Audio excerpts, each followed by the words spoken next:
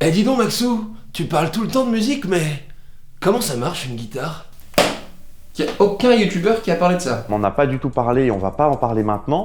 Je vais pas en parler maintenant. Ce sera pour la prochaine fois. C'est de la merde. Bon, et ben on s'y colle. Allez Marcel, plus vite que la musique. Alors déjà, avant de savoir comment marche une guitare, il faut parler un petit peu du son.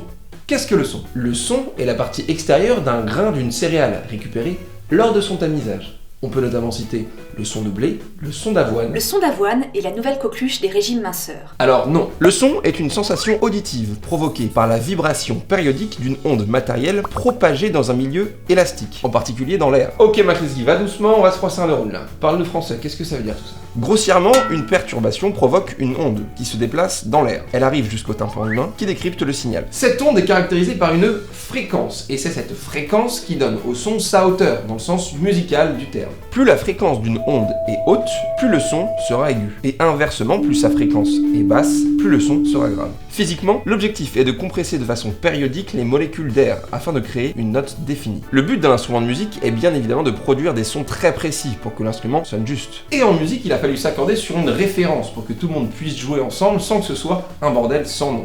Et cette référence, c'est le La 440 qui est donné par les diapasons usuels qui correspond à un son avec une fréquence de 440 Hz. Bon, c'est bien mignon tout ça, mais moi ce que je voulais savoir à la base, c'est comment marche une putain de guitare, pas faire un bac+5 en physique appliquée. J'y viens, mais c'était important pour comprendre la suite. Alors, maintenant, de quoi est composée une guitare? Folk, nylon, basse, acoustique, électrique, demi-caisse, manouche. Calme-toi, on prend une guitare classique, nylon, hein, on parle pas des électriques, pas des basses parce que c'est différent, c'est amplifié, on va pas compliquer les choses. Bon, primo, 6 cordes en général, hein, parfois plus, parfois moins si vous en pétez une, parce que bon, sans cordes, on fait pas de musique. Ensuite, un chevalet sur lequel sont attachées les cordes jusqu'au mécanique de la tête qui va permettre d'accorder la guitare. Entre les deux, on trouve le manche, séparé en cases par des frettes, et la table d'harmonie qui donne une caisse de résonance à la guitare.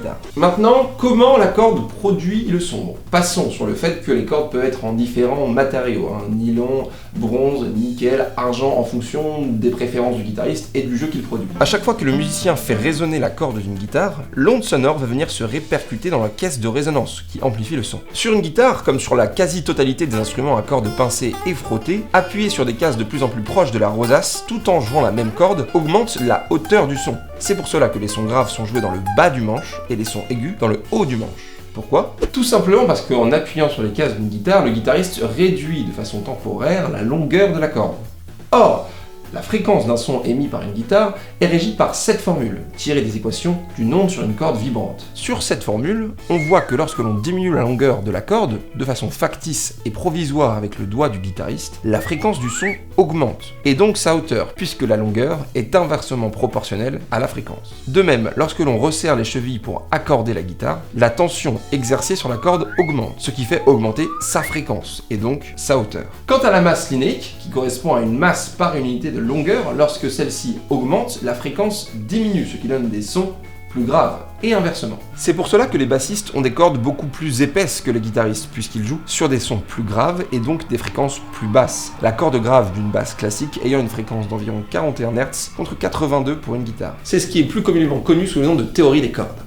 Pas du tout, ça n'a rien à voir, ferme-la. Quant à nous, merci à vous d'avoir regardé cet épisode, j'espère qu'il vous aura plu. C'était un petit épisode bonus, cadeau, ça fait plaisir, c'est pour la famille. S'il vous a plu, n'hésitez pas à le partager, à le liker et bien sûr à le commenter, hein, c'est ce qui fait vivre la chaîne. Merci à vous, on se retrouve pour un nouvel épisode très bientôt, avec plus de musique, plus de fun, mais toujours autant de canapé.